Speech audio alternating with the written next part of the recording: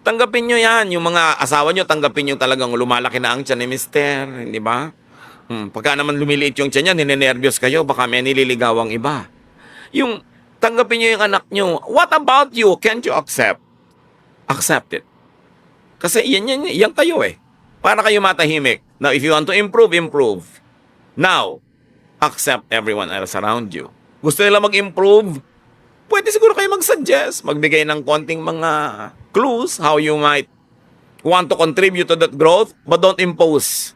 Huwag niyong pilitin. Bigyan niyo siya ng space niya, ng time niya, para hindi kayo layasan at layuan. Kasi ang tendency ng tao, pag kinocolonize natin yung brain nila, gusto nila lumayo. Kaya maraming maaga nag-aasawa. Walang kamalay-malay yung magulang, gusto lang pala talang takasan ng anak nila. Hindi lang maamin. Kasi nadodomina. Napipilipit sila, yung nawawalan sila ng pagkatao, ginagawa sila mga manika. Ginagawa sila mga puppet. Kailangan palayain mo ang kapwa mo. Kahit mo siya pakain. Kahit mo siya dependent. Dahil lahat naman tayo, pakain lang ng Diyos. No?